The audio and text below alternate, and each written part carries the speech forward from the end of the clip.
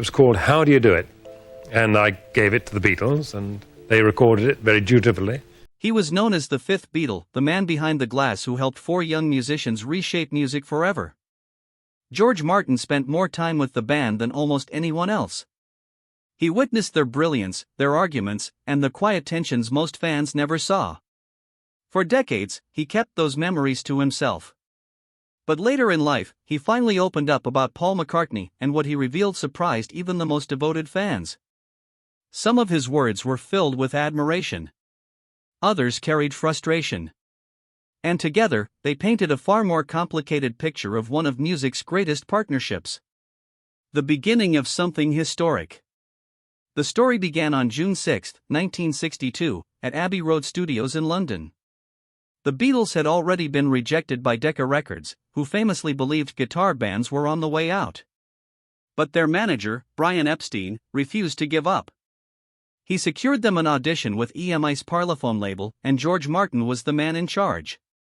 At first, Martin wasn't impressed with their technical ability. They were rough, inconsistent, and unpolished. But something else stood out: their personality. Their humor. Their chemistry. He later admitted he signed them because he liked them. And one member, in particular, caught his attention: Paul McCartney. There was something different about him. A natural sense of melody. A musical instinct that felt effortless. Martin saw potential, and that decision changed music history. A creative partnership that changed everything. Over the next 8 years, George Martin helped guide the Beatles from a simple rock band into pioneers of sound. He arranged the strings for Yesterday, crafted the haunting score for Eleanor Rigby, and helped turn Hey Jude into a sweeping, unforgettable anthem. He wasn't just a producer, he was a translator. He took the ideas in their heads and made them real. Paul quickly became central to that evolution. Alongside John Lennon, he wrote most of the band's biggest hits. But Paul stood out for his drive. He was relentless. Always pushing for more takes, more layers, more perfection. George Martin understood that drive because he shared it. By the late 1960s, their relationship had shifted. Paul was no longer just learning, he was leading. He pushed bold ideas, challenged limits, and demanded innovation. Martin later admitted something many fans didn't expect: Paul had become the most musically experimental Beatle. The cracks begin to show. From the outside, the Beatles looked unbreakable. But inside the studio, George Martin saw the truth: the slow unraveling. Creative control became a problem. Paul's perfectionism and leadership began to frustrate others, especially George Harrison, who felt his own work was overshadowed. Harrison had ideas, songs, and ambition, but limited space. Meanwhile, John Lennon was changing. After meeting Yoko Ono, his focus shifted. She began attending recording sessions, breaking the unspoken rule that the studio was a private space. The atmosphere changed, and not for the better. Then came a devastating blow. In 1967, Brian Epstein died unexpectedly. Without him, the band lost its structure, its mediator, its balance. Suddenly, they were forced to handle business decisions, and they disagreed on almost everything. Their company, Apple Corps, became a financial mess. Arguments over management turned personal. Trust eroded. The breaking point. By 1969, the tension was undeniable. The Let It Be sessions captured it all: Paul trying to lead, Harrison walking out, Lennon emotionally distant, and the group barely functioning. Still, they managed one final masterpiece, Abbey Road. But even that success couldn't save them. Behind the scenes, Martin acted as a mediator, holding things together just long enough to finish the album. When it was done, the band walked away, never to record together again. Paul publicly announced his departure in 1970. Privately, John had already made the same decision months earlier. The difference was timing. The Beatles were over. A partnership that didn't end. While the band dissolved, George Martin and Paul McCartney's relationship didn't. Freed from group tension, their partnership evolved into something simpler and stronger. In 1973, Paul asked Martin to arrange Live and Let Die for the James Bond film. The result was Explosive, one of Paul's biggest solo hits. It marked the beginning of a new era.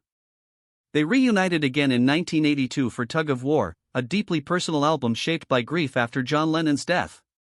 It became one of Paul's most respected solo works. Their collaborations continued over the years, including Pipes of Peace and Flaming Pie. By then, the dynamic had changed completely. Paul was no longer a student, he was a master. And Martin's role shifted to refinement and support. What remained was mutual respect. What Paul meant to George Martin. Over time, George Martin became more open about Paul. He called him the most naturally gifted musician he had ever worked with. A man who could create melodies effortlessly. Someone who didn't just write songs, but felt them. He admired Paul's versatility, his ability to move between instruments, genres, and ideas with ease. But he also revealed the challenges. Paul was a perfectionist. He pushed endlessly, sometimes exhausting everyone around him. He demanded control. He wanted things done his way. Martin admitted this created tension, especially with George Harrison. Looking back, he even expressed regret for not giving Harrison more space. In his memoir All You Need Is Ears, Martin described Paul's ambition as both inspiring and frustrating. It drove innovation but also caused friction. Still, he made one thing clear, that ambition was essential. Without it, the Beatles would never have reached the heights they did. Paul's view of George Martin. For Paul, George Martin was more than a producer. He was a mentor. A teacher. Even a father figure. Paul often described him as calm, composed, and quietly authoritative, the perfect balance to the Beatles' chaotic energy. He guided them without controlling them. And Paul never forgot that. When George Martin passed away in 2016, Paul's tribute was deeply personal. He called him a second father, a powerful statement from someone who lost his own mother at a young age. It wasn't just about music. It was about trust, guidance, and a lifelong bond. A legacy of genius and conflict. George Martin's reflections on Paul McCartney reveal something important: greatness is rarely simple. Paul was brilliant but demanding. Inspiring but difficult. His drive created masterpieces but also tension. And George Martin saw all of it. In the end, he didn't separate the genius from the flaws. He understood they were connected. The same qualities that made Paul challenging were the ones that made him extraordinary. The final truth. The Beatles didn't fall apart because of one person. It was a combination of pressures, creative differences, personal changes, business conflicts, and simple exhaustion. But Paul's role was significant. His leadership pushed the band forward, but also created friction that couldn't be ignored. George Martin didn't shy away from that truth. He simply showed both sides. The partnership between George Martin and Paul McCartney lasted more than 50 years, filled with brilliance, tension, growth, and respect. And in the end, what remains isn't the arguments or the struggles. It's the music. What do you think? Did Paul McCartney's drive help build the Beatles, or did it contribute to their breakup? Let us know your thoughts in the comments below. And if you enjoyed this story, don't forget to like the video, subscribe to channel, and hit the bell icon so you never miss the next untold story.